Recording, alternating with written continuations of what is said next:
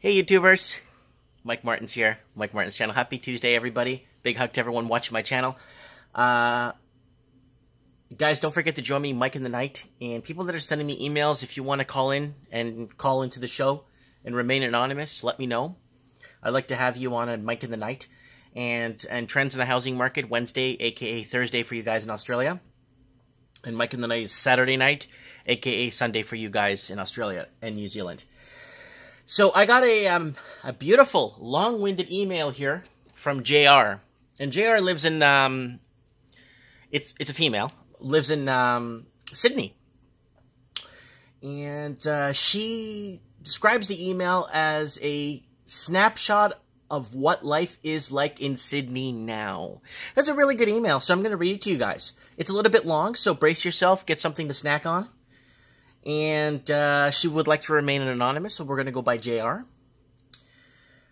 Dear Mike, I have been enjoying your channel. Thanks for your entertaining approach.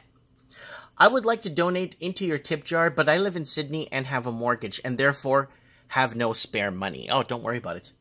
You recently asked to hear from a Sydney sider, and I just wanted to give a snapshot of what life looks like now in Sydney. Sydney now. Sorry, I can't read, so. Things have really changed over the last 5 years, and I really think we are heading for a gigantic recession, or even depression. I think a recession will kick in first, and then depression will start hitting once the companies and stores and I think once the retail sector dies, I think then we hit a depression. Anyways, or even depression. But no one here wants to talk about it. Well, I'm here to talk about it. The reason why I think this is what we are fairly typical of Sydney family. And when we took out our mortgage 5 years ago, we actually considered to be in good financial position on paper. It looks good. We are supposedly living the life of millionaires, but reality is different now. I am a 42-year-old mother. My husband's 43, and 2 kids are nearly 9 and 7. We have what is considered a fairly low mortgage in Sydney, 466 large. Our house is small and over 50 years old, but it is a nice suburban family area that has an up-and-coming area, I guess, yeah. We bought it for 770 large 5 years ago, and it is worth about 1.2 million now. We would have gotten 1.3 or 1.4 million a year ago. We have no other debts apart from my student loan, which is $6,500. Oh, thank you. Thank God it's not $65,000. Oh, thank God it's $6,500. Okay. We live in incredibly frugal life. We live in an incredibly frugal life, but things just have been getting harder every month. Let me switch hands here. A year ago, we switched to principal and interest. Ooh. And now our mortgage repayments went up 31% of our household income. So we have been in mortgage stress. Now the cost of living is so high that every month we have to dip into our new meager savings to pay our bills. Private health insurance has doubled over the past 5 years. Electricity and gas and water has gone up. It used to cost $40 to fill up our tiny cars only 6 months ago. Now it's $50. Our kids go to local public school, but fees have gone up.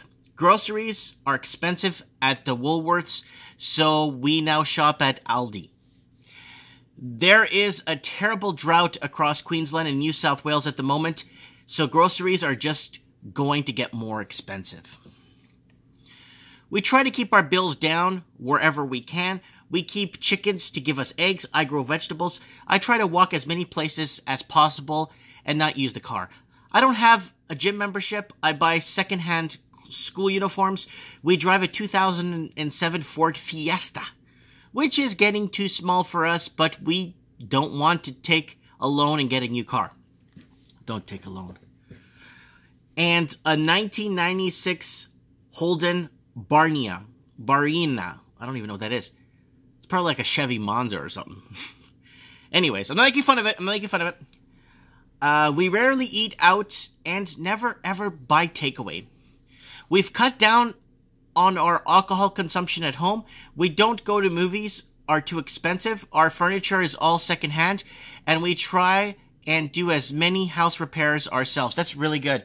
So you see what's happening here. Once people stop going to movies, once people stop, the middle class stops spending movie theaters, and that's when we get into a depression, people. Depression is, this is my opinion, okay, is when the middle class stops spending in those sectors. Once the middle class stops spending, we hit a depression. We're in a recession right now.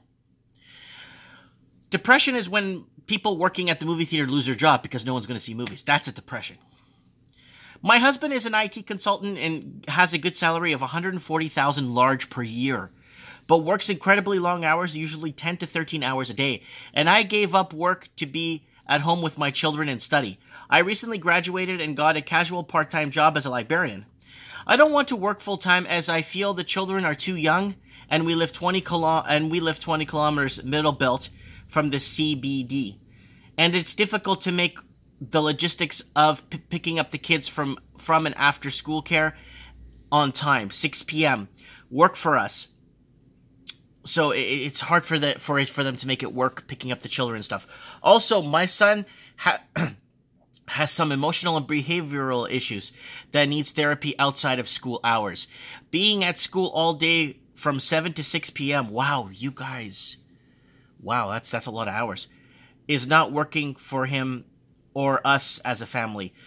But I feel we'll have to make the switch to working full-time if we are going to be able to stay in our house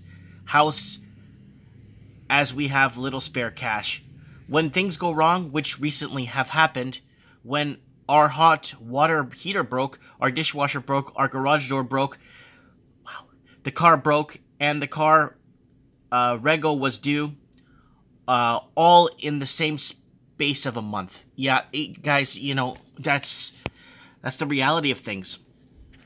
Don't get me wrong. We feel incredibly lucky that we bought our place when we did, and we enjoy living in our suburban neighborhood.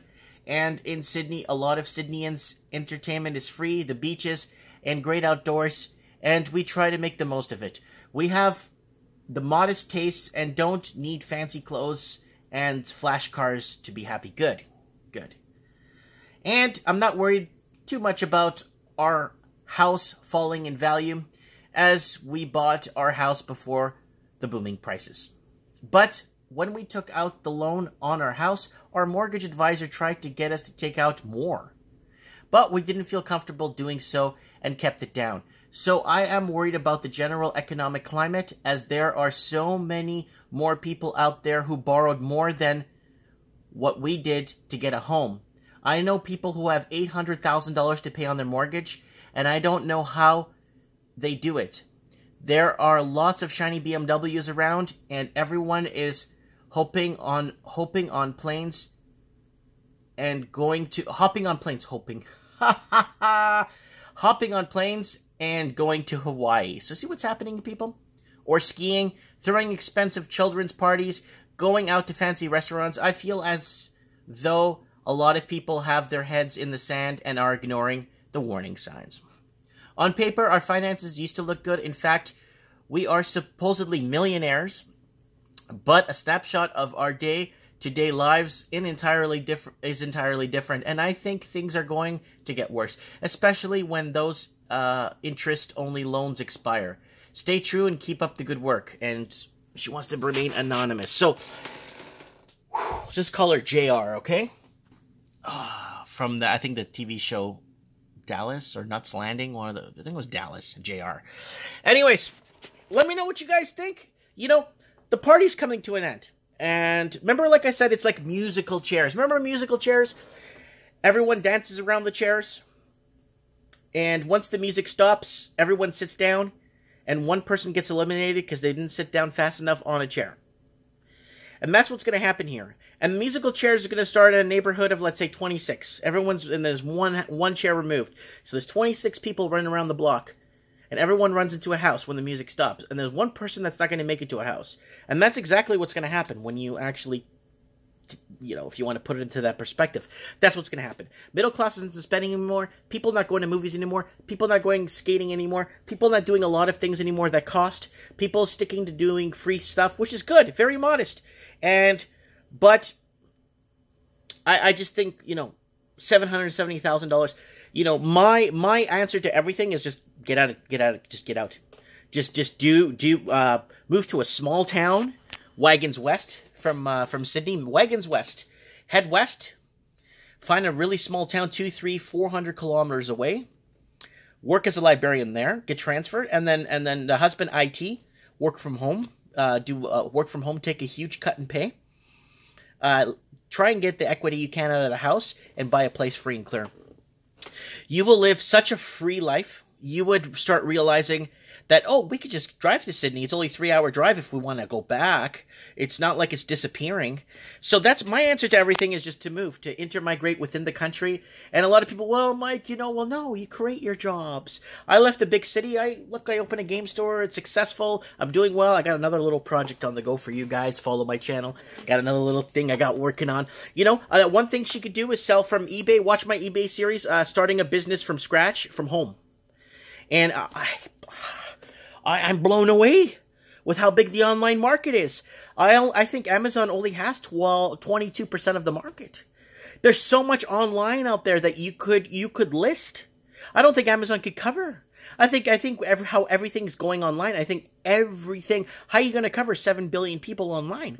Amazon can't do it. Amazon's in Wagga Baba, whatever those guys are called. They can't cover the nuts. No one can cover the nuts. I think everybody opening their little independent online stores like I did, if you watch my series, you'll see what I'm talking about.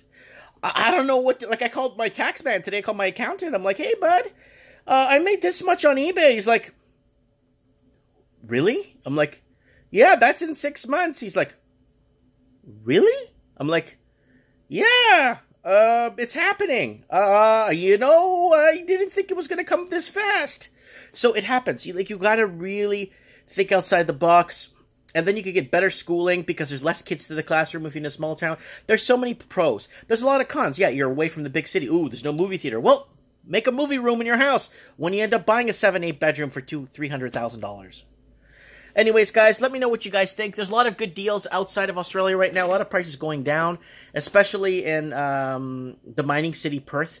Is it Perth? I think it's Perth. The mining capital of Australia went down. Houses are down in and around 350 to 400,000. They're scheduled to go down a lot more. So you know what I'm saying. Hobart's a great place. You still getting something around 230,000 to 350. So you can still pick up something good, even though it's going up because everyone left the big cities. Let me know what you guys think in the comments below. Thanks for the email, JR. I appreciate that. And yeah, let me know. Is this a good painted, like she said, a snapshot? Is this a true snapshot of what life is like in Sydney? Comment below. Thanks for watching.